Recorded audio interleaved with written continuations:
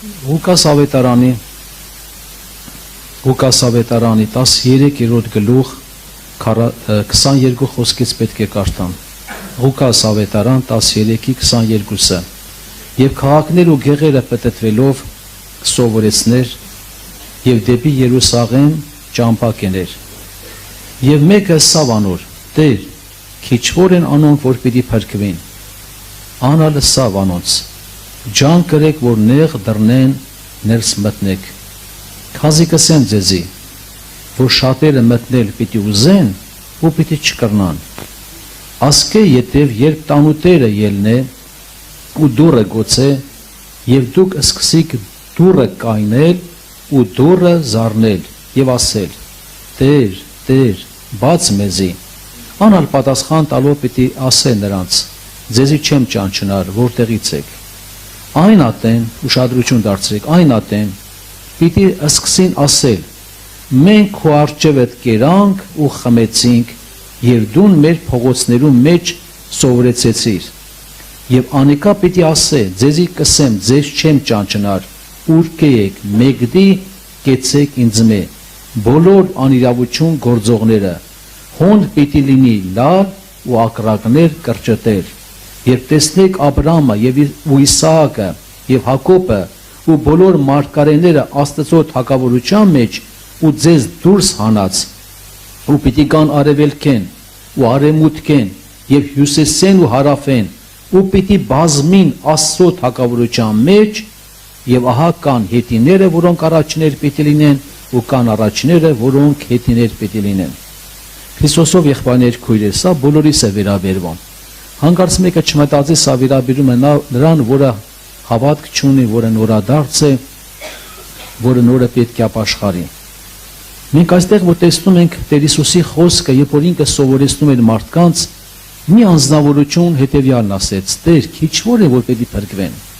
Դե պարզավոր մեզ բոլորից հասկանալի է, որ Քրիստոսը խոսում էր երկնային թագավորության մասին,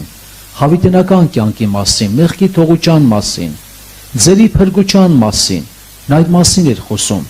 Դրա համար մի անձնավորություն մոտեցավ, ասեց. Տեր, արդյոք քիչ մարդիկ պետք է փրկվեն, թե շատ։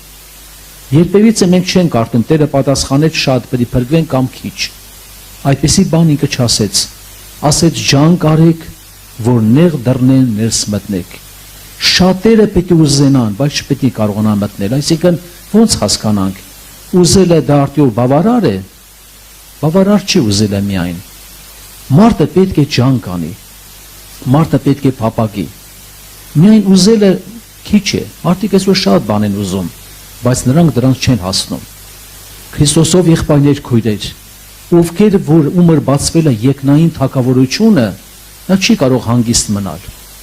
Նա չի կարող պարապ մնալ։ Նա կձգտի, որպեսզի իր անունը կենաց գրքում գրվի։ Նա կփափագի, որպեսզի Աստծո մոտ լինի։ Նա ամեն բան կանի, որպեսզի վերջ-վերջով Տիրոջ ներկայություն իր կյանքում լինի։ Մենք տեսանք այստեղ, որ գրված է, ոմանք պետք է ասեն. Տեր, մենք քեզ հետ հաց կերանք, որտեղ որ դու սեղանը նստած ես, մենք էլ քո կողքին էինք։ Միթե դա կարողացավ փրկել այդ մարդուն։ Ոչ երբևիցե։ Ոմանք էլ ասեցին մենք, երբ որ դու փողոցների կամ ասենք որտեղ որ սովորեցնում են, մենք այդտեղ լսում էինք։ Դարձյալ Տերն ասեց, դա էլ ձեզ չի կարող օգնել։ Ինչքան մարդիկ կարողացան Քրիստոսի խոսքերը լսել, բայց այդ մարդիկ ուր գնացին։ Այդ մարդիկ միթե փրկվեցին։ Միթե փրկվեցին, ոչ երբևիցե։ Քրիստոսով եղբայրներ քույրեր, իմ աղաչանքն է, ժամանակը մոտ է։ Այսօր մենք բոլորս կարողանում ենք լսել Աստծո խոսքը, բայց արդյոք այդ խոսքը բոլորովին տեղ ունի մեր սրտում, թե ոչ։ Եղել են դեպքեր, նա սովորաբար անհավատ ամուսներ կամ վերջը շատ հիմնական ամուսներ են ասում, ասում գիտես ինչ, իմ կին հավատացյալ է, ես իրան փեշից կբռնեմ, կմտնեմ երկնային թագավորություն կամ դրախտ կետամ։ Երբևիցե հնարավոր չի, որ մեկն ասի ես իր ամուսինն կփրկվեմ։ Հիշում եք Տիրոջ խոսքը, ասում է երկուսը անկողնու մեջ են, մեկը պիտի վերցվի, մեկը պիտի մնա։ Եթե երկու հոգի արդի մեջ գործ են անում, մեկը պիտի առնվի կամ մեկը պիտի մնա։ Այսինքն պետք է հասկանանք, նա որ պատրաստ է, նրա սրտում որ Քրիստոսն է, իր խոսքն է, նա որ սիրում է Տիրոջը, նա չի կարող մնալ, նա չի կարող չփրկվել։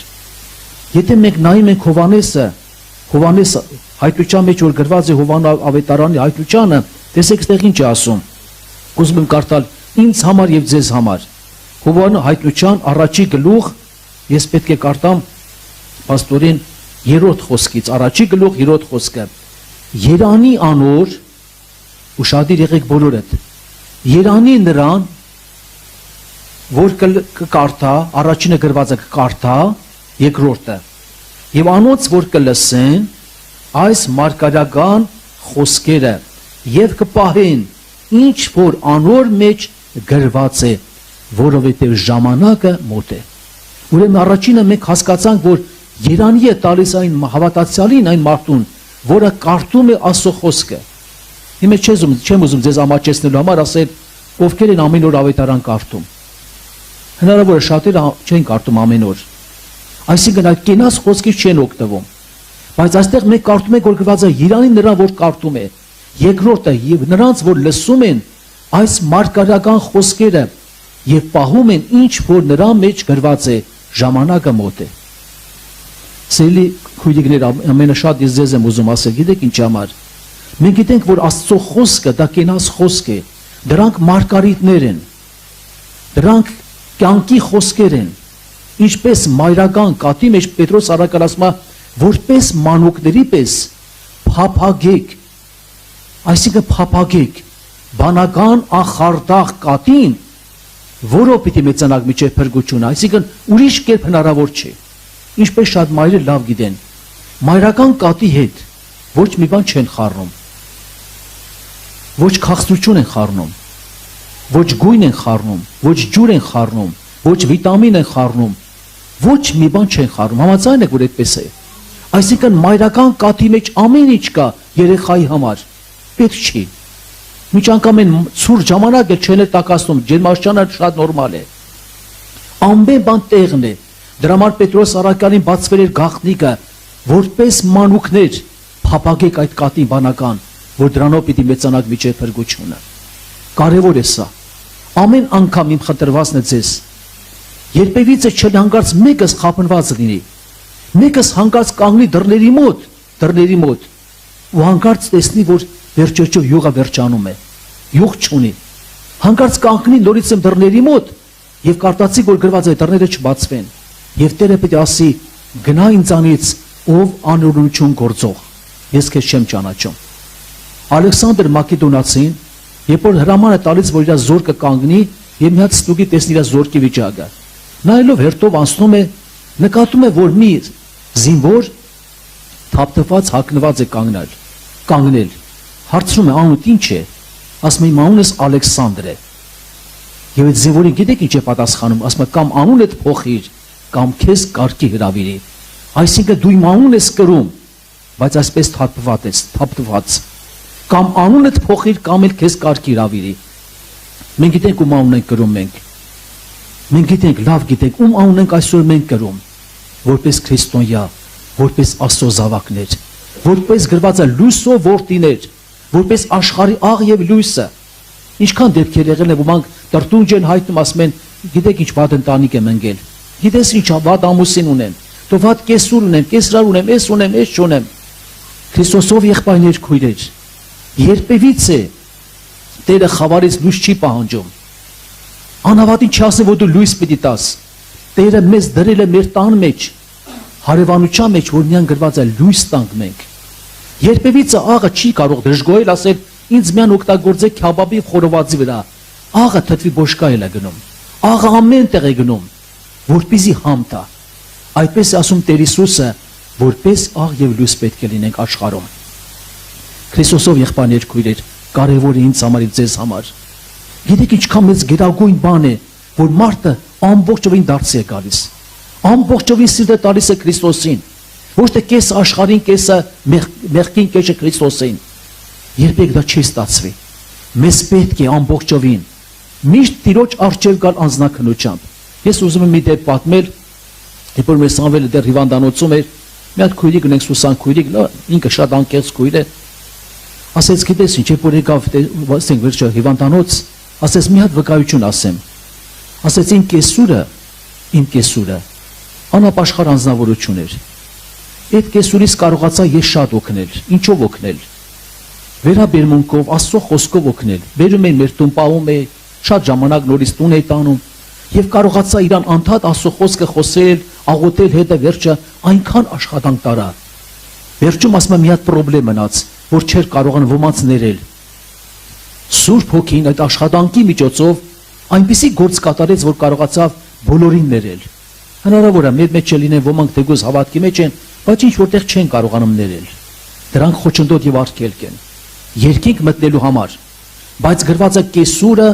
նա խոնարհվեց, ընդունեց եւ ասեց բոլորին ես ներում եմ եւ օժտում եմ Տիրոջ անունով։ Հետարքիրը, երբ որ այդ բանը կատարվեց իր կյանքի մեջ,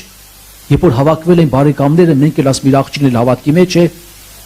տեսանք որ իմ կեսուրը վատանում է, բոլոր անավատերին դուրս հանեցինք, ասենք թողեք մեզ, մենք պետք է աղոթք կանենք։ Ու ինչ կատարվեց աղոթքի ժամանակ, երբ որ աղոթք գնաց,